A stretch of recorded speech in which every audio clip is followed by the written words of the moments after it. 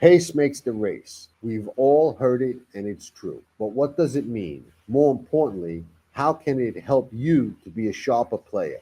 Pace points. That's how. When dealing with pace in horse racing, you have to understand it affects races at every level, class, and distance. Not always how we think it will, but the impact is still there just the same. Knowing who is likely to be running fastest at the start and who is likely to be finishing fastest nearing the finish, that last quarter mile is the most valuable wagering asset. Pace Points does this extremely accurately, utilizing fractional times of individual horses, post position, track condition, ground loss, and other intangibles like rider tendencies. Pace Points lets you know at a glance two key factors: who is likely to be fastest early and who is likely to be fastest late. We've all seen races where it looks like there's a ton of speed, and then one horse clears the field, often going wire to wire. How about the turf races that look like there is no speed? Somebody is going to set that pace. We know they will. We've seen it before. Have you ever had one of those head scratches where the pace is slow, even dawdling, and here comes a closer running past them all late? Pace Points will help you navigate these pace scenarios and more.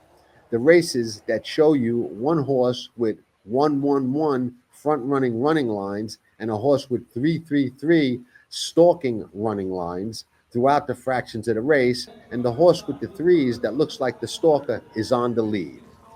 Pace Points will help you sharpen your game, recognize these things in advance, and recognize great setups. Pace does make the race, and Pace Points will help you understand the dynamics of the pace and the race. If you watch Past the Wire TV and read Past the Wire, you have heard me say the numbers don't lie. They don't. That is why Pace Points starts with the individual fractions of each horse and goes from there, where the best eyes, angles, and experience in the game factors in post, trip, ground loss, jockey, and more. An invaluable tool for any arsenal. We'll put this crucial info at your fingertips in an easy to read, recognize, and more importantly, utilize fashion. I like to say simplicity is the essence of intelligence. And although Pace Points is on a pretty high level, we made it very easy to understand and easier to utilize. You're going to see a list of the horses in each race, two columns next to the horses. The first column is going to give you a number. The lower the number, the faster the horse is early. And by early, we mean primarily the first quarter of any given race. Second column is going to give you a number. The lower that number, the faster the horse is late, nearing the finish, and primarily the last quarter mile of any given race. So you'll be looking at a list of the horses in the race, two numbers, an early number and a late number, based on all the factors we discussed before. Pace Points, easy to use, easy to understand, and the longer you use it, the better grasp you will have on pace, making the race, and how it's going to affect the outcome. To learn more about Pace Points or to try it out, visit pastthewire.com or watch Past the Wire TV. We think you'll be glad you did.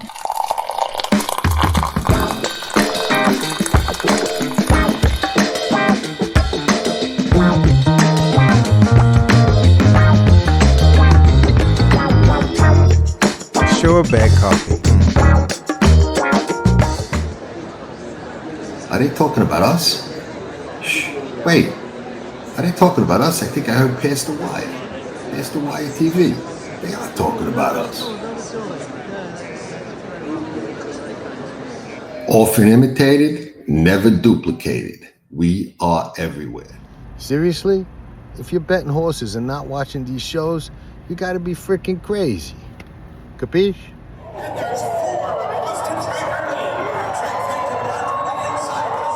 You're watching Past the Wire TV.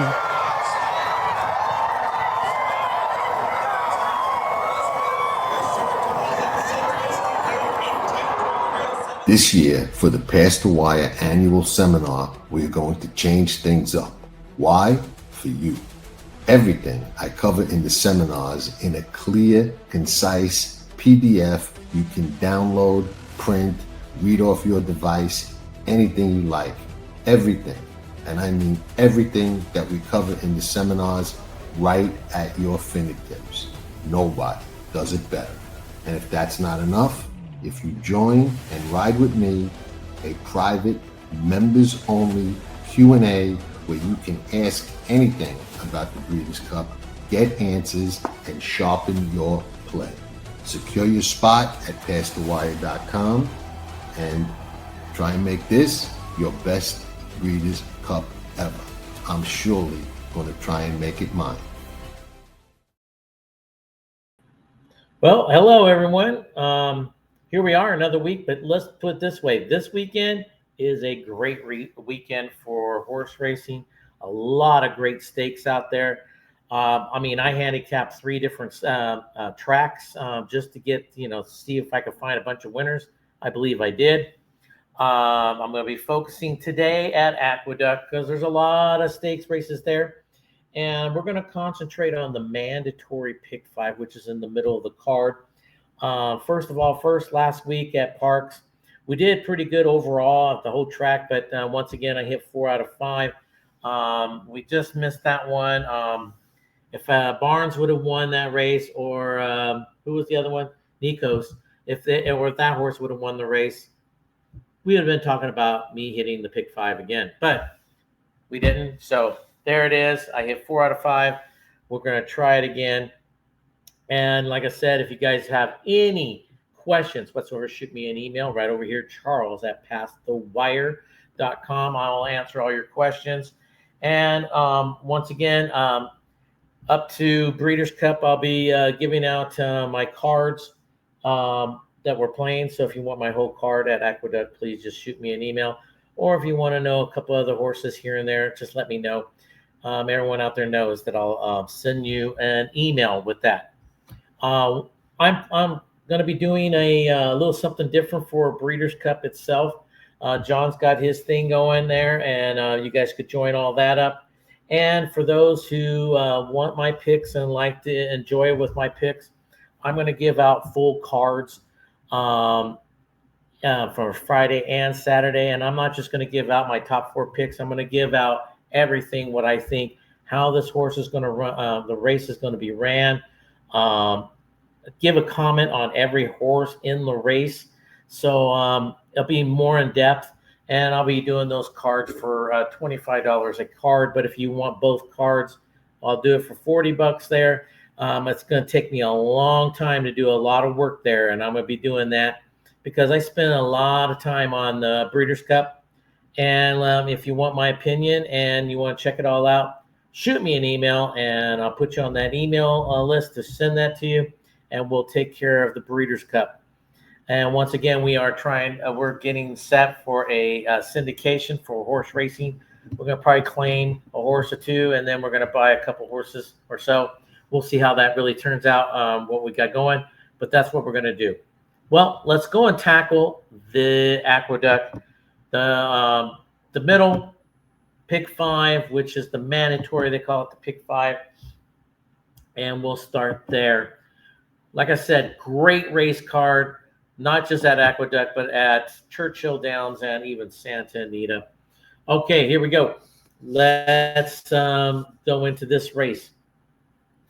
Now, the one horse, R Disaster. This is a 6.5 furlong. It's the Gallant Bloom for fillies and mares, 3-year-olds and up. I'm going to be doing just the last 2 races of the pick 5. Now, this one horse, look at this horse, tons of speed. I think this horse, look at last time out on a slappy track both times.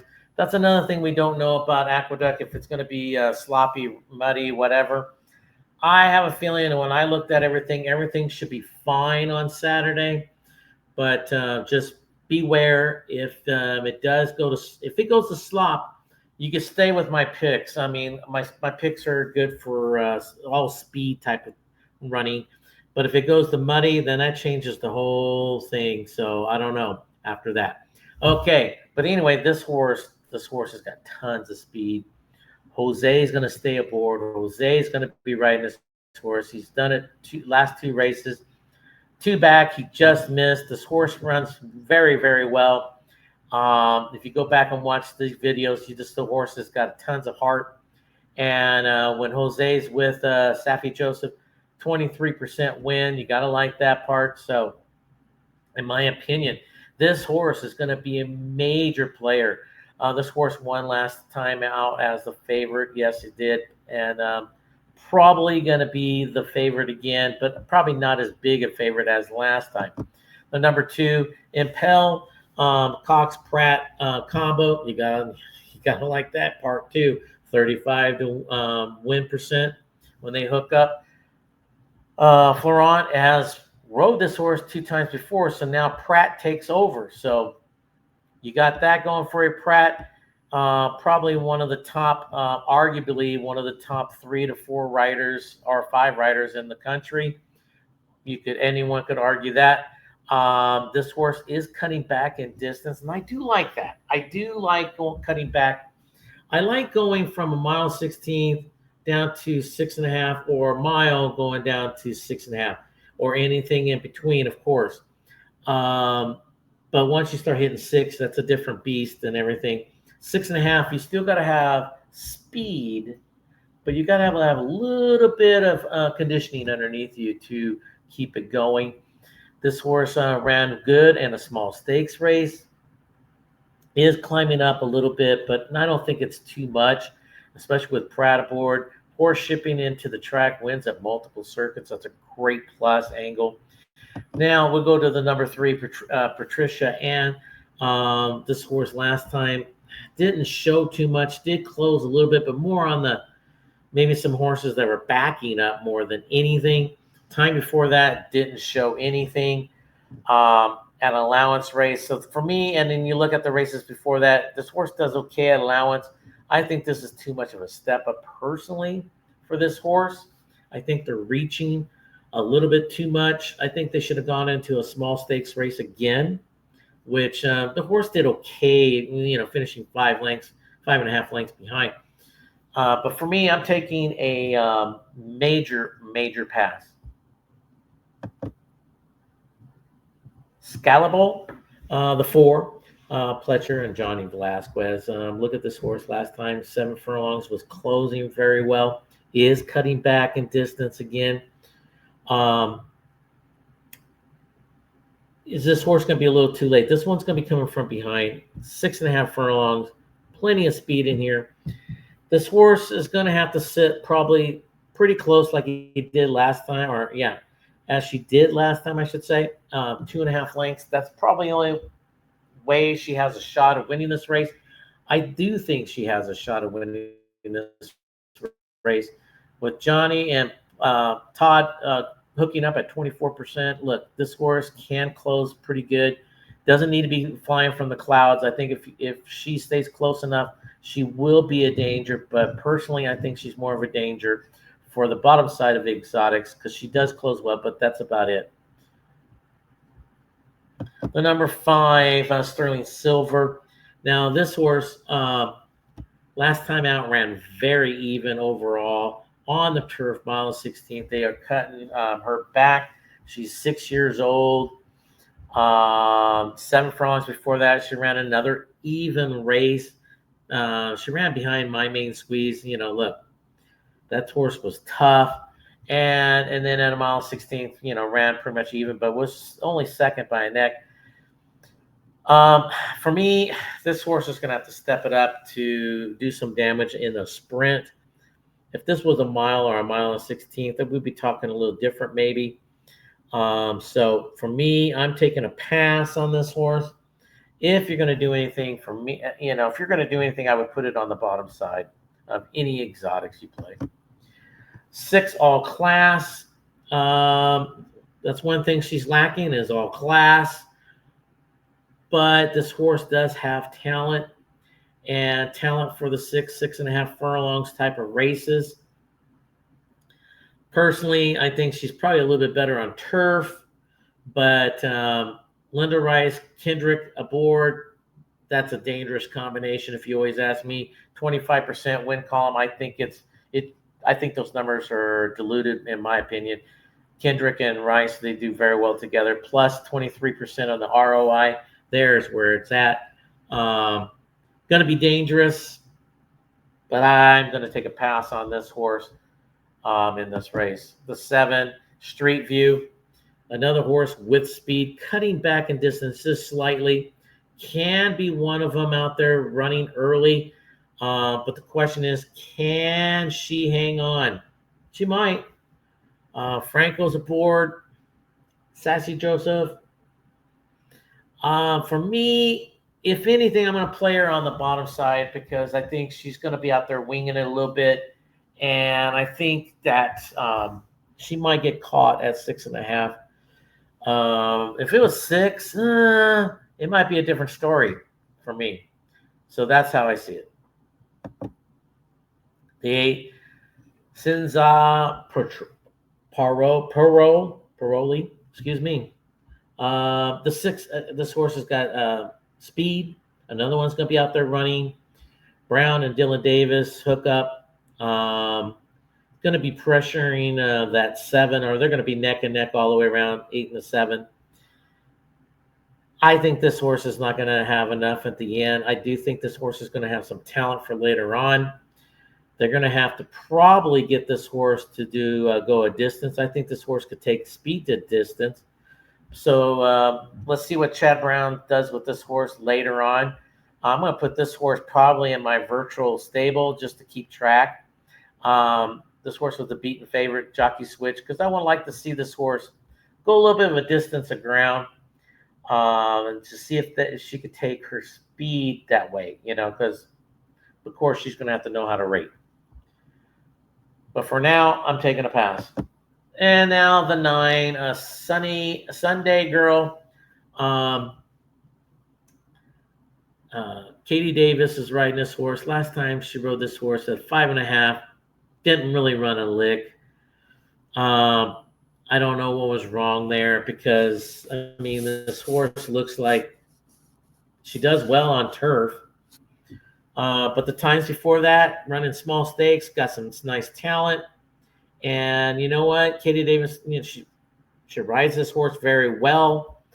So I think this horse could be a serious horse to contend with if she goes, because she might run at Delaware Park. I don't know, but we'll see what happens there. But if she runs, I think she could be something to reckon with, but I would put her on the bottom side of my exotics.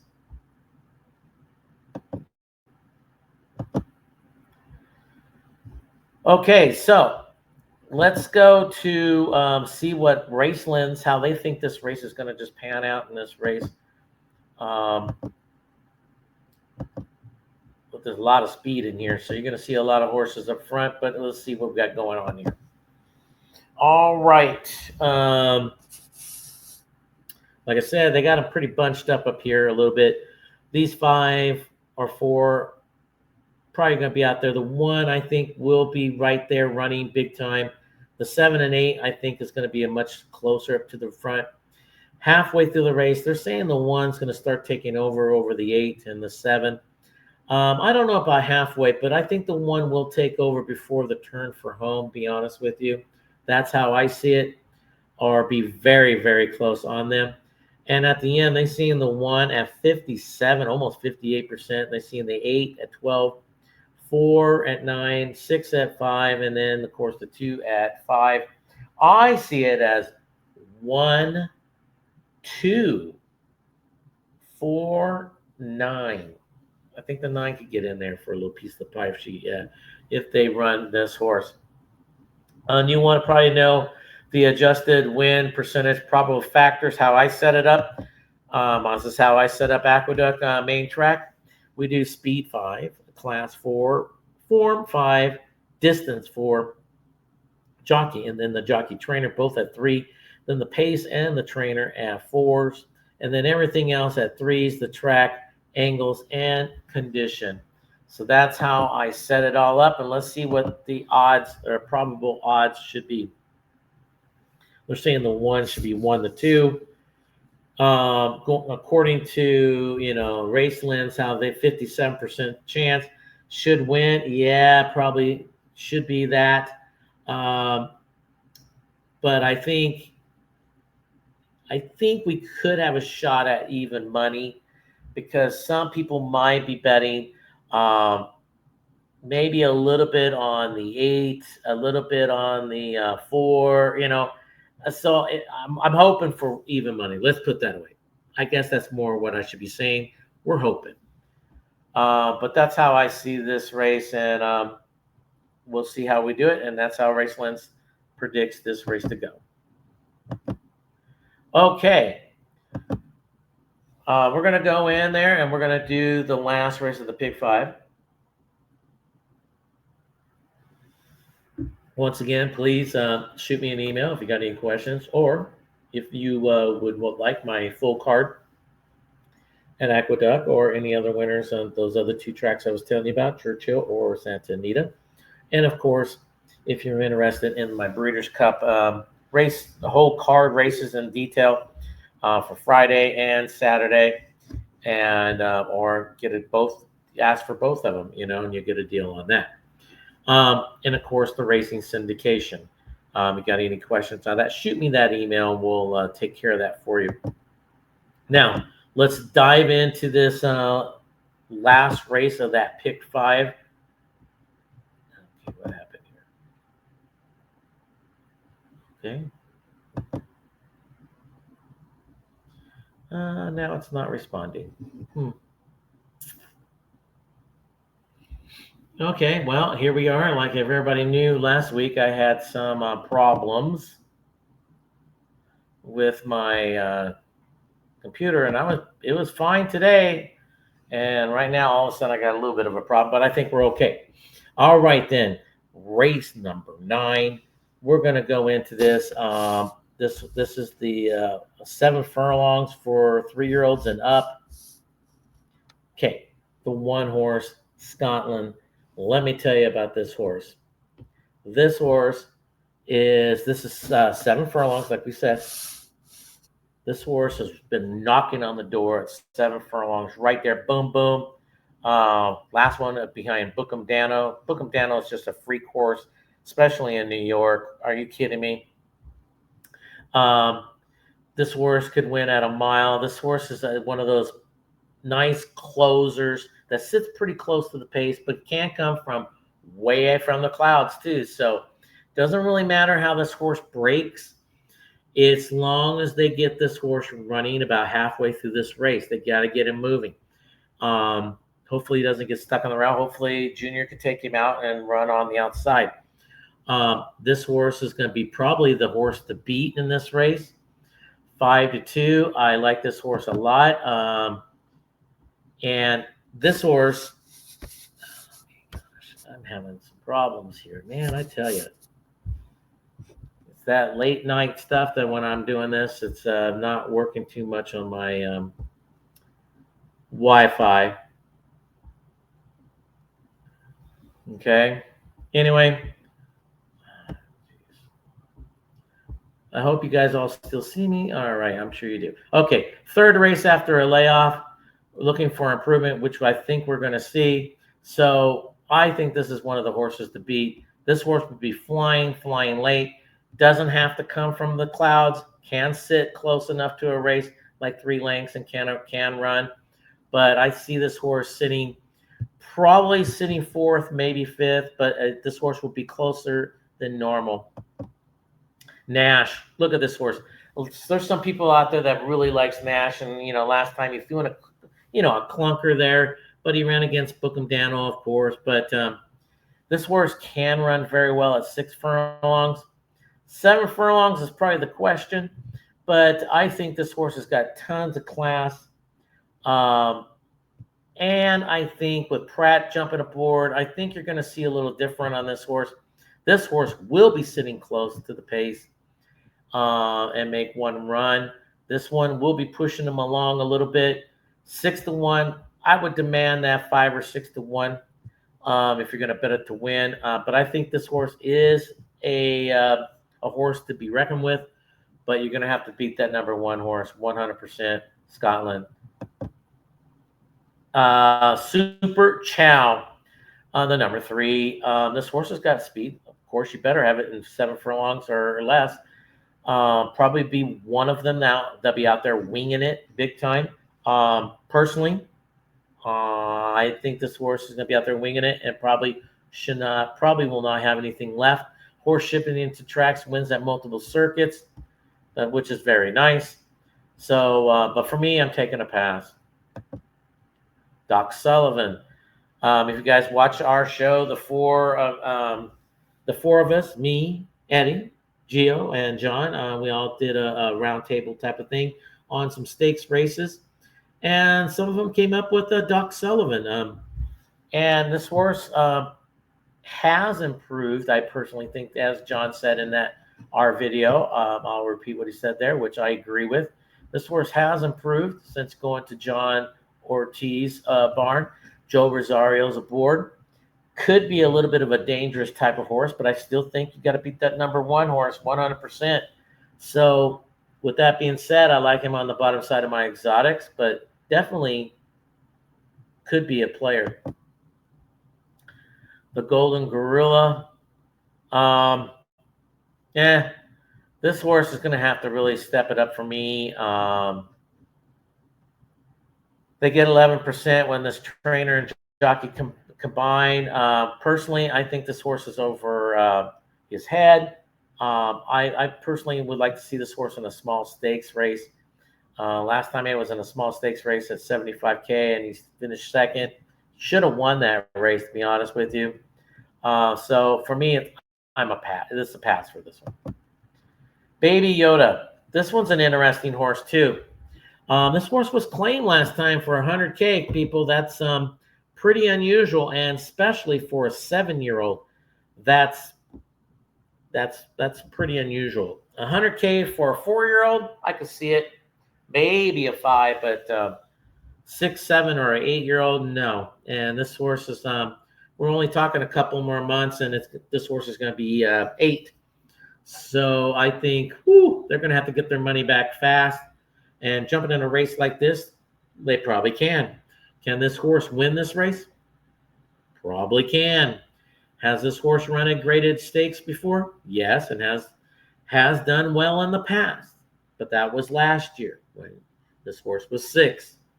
Horse is a year older. Wins at only the optional claimer of 100,000, which to me, probably this horse could fit with this class because this is a grade 3. Probably could fit there, but I don't see much more out of that. I would really wish that they would have put this horse in either a small stakes or another allowance race. But then I would love this horse in the race. But right now, I think Baby Yoda is up against it. But hey, it's a 7-year-old gelding. Been knocking on that door for a long time. Has done well, so I wouldn't put it too much past him if he didn't win.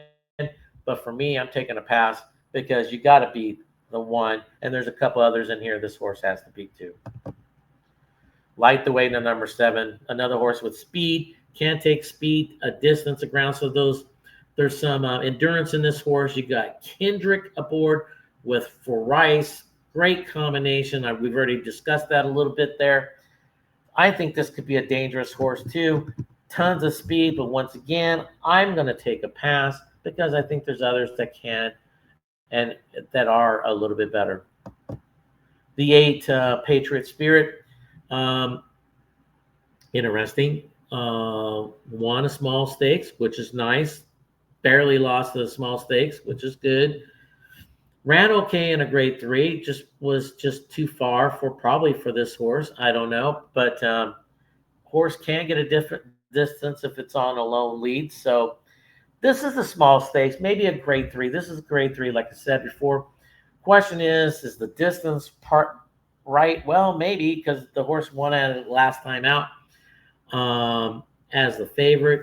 Let's see what the angles are. That probably be one of them. Wins in multiple circuits, and then horse won it last time as a favorite, which is a great angle. But for me, I'm going to pass. Crazy Mason. Now, this is another interesting horse. Some of the guys were on it on our other show. They think this horse is the Now horse. I say this is a good horse, but I think it's going to be coming from the clouds. I just don't know if this horse could get up in time to catch the one or possibly even the two. But this is a very nice horse. This horse will be flying late. Their angles here is, third race after a layoff, looking for improvement. And this horse finished well on sprints, but I just say I think this horse might be too far out. But if Franco keeps this horse a little bit closer than normal, maybe. But this horse always comes from the clouds. So you won't see this horse running until they turn for home. And he'll probably still be 8th or 7th at that time anyway, still. All right.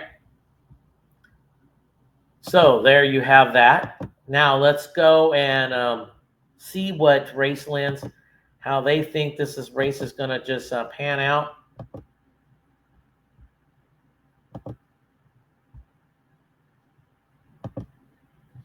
All right, then.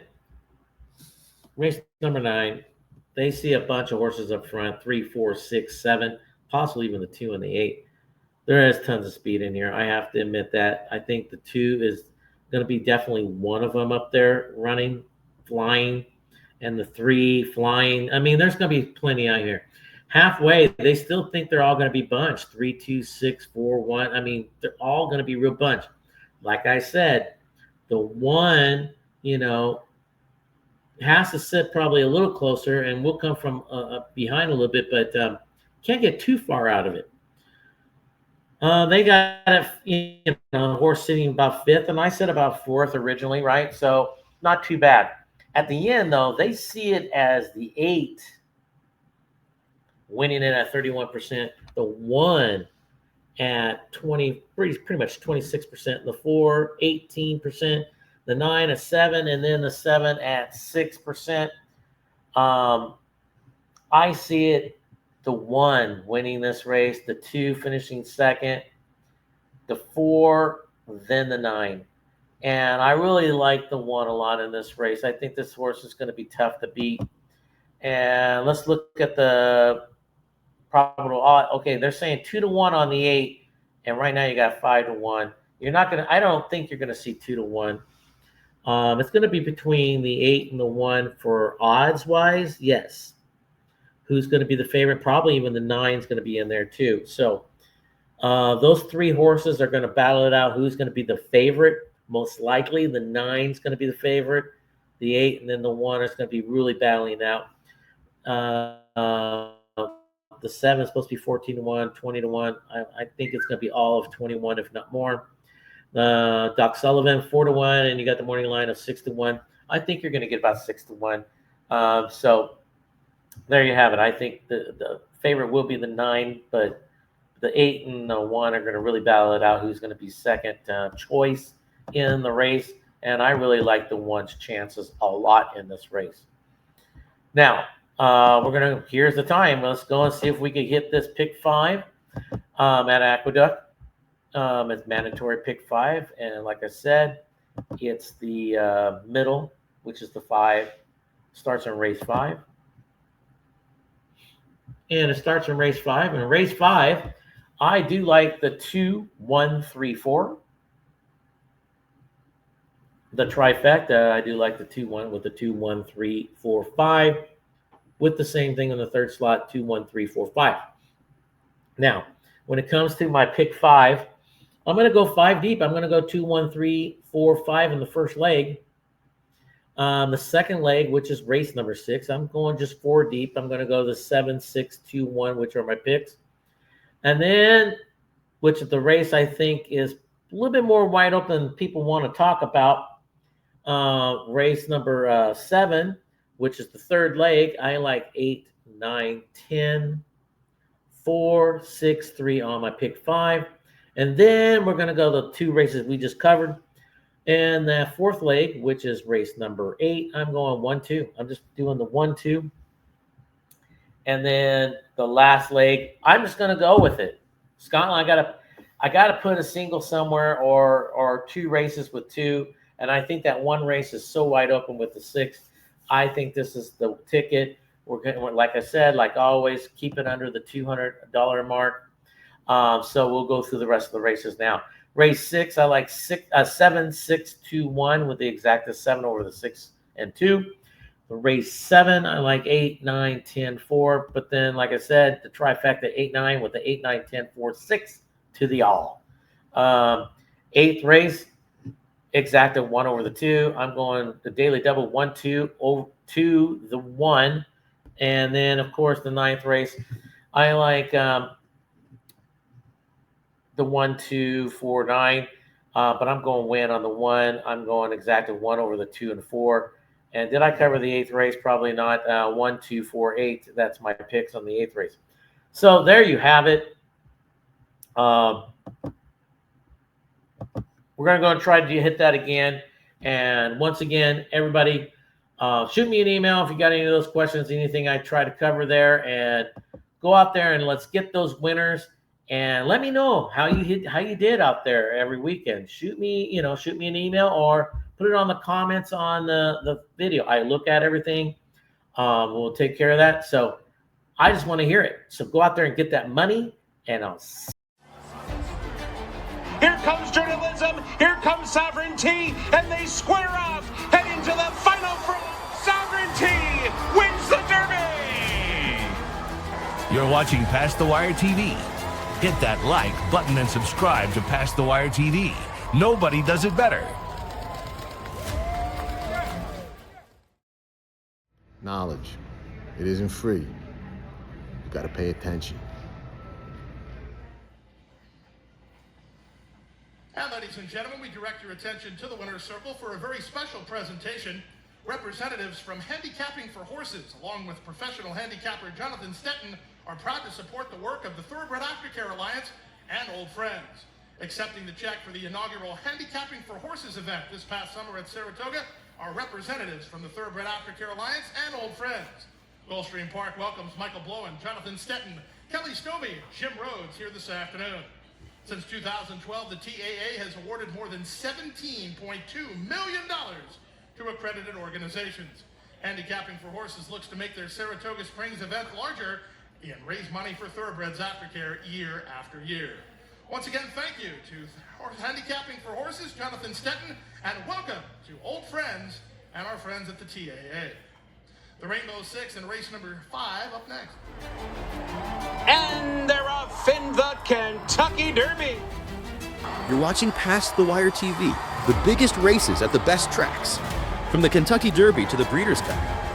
The best horse racing coverage is right here on Past the Wire TV.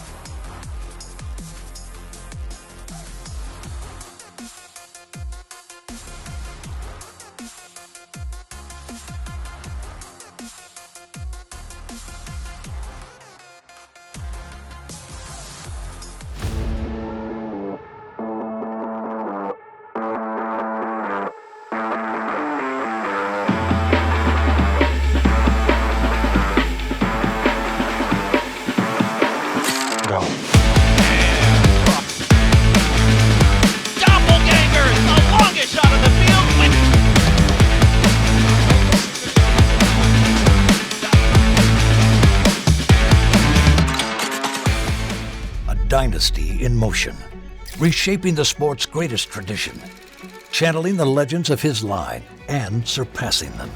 4 of the last 6 Derby winners carry his genes. A Golden Son, a Horse of the Year. Another chapter written beneath those iconic spires. Derby dreams fulfilled for the titans of our industry. From authentic to sovereignty, a legacy both real and supreme. Pace Points is a sophisticated algorithm developed to help handicappers accurately recognize key aspects of a race. Specifically, who will be running fast early and who will be closing fast late. Pace makes the race, and now you can have even complicated pace scenarios projected accurately right at your fingertips. What sharp player wanting every edge wouldn't want this? Exactly, none. Although the algorithm based on fractional times and incorporating other key factors is complex, the information is presented in both an easy-to-read and understand format. Try pace points and elevate your game and chance of success to a state-of-the-art at the highest level. You can find pace points at Past the Wire. Dan Oman here with some exciting news. DRF Formulator, the gold standard in past performance information, is now free, exclusively on DRF Bets. Join DRF Bets with the promo code WINNING, get a $250 first deposit match bonus, a $10 free bet, and free Formulator already uploaded to your account. Access Formulator's premium features, including sortable trainer stats, race replays, personalized trip notes, and lots more. Free Formulator, exclusively on DRF Bets. Often imitated, never duplicated. If you ain't smooth, you ain't never gonna be a smooth operator. Here comes journalism, here comes sovereignty, and they square off, head into the final front. Sovereignty wins the Derby! You're watching Past the Wire TV. Hit that like button and subscribe to Past the Wire TV. Nobody does it better.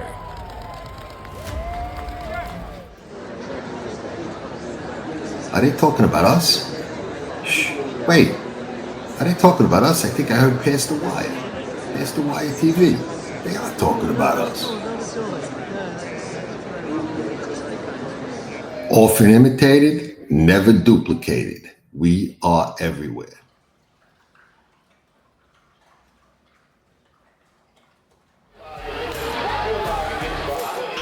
Nobody does it better.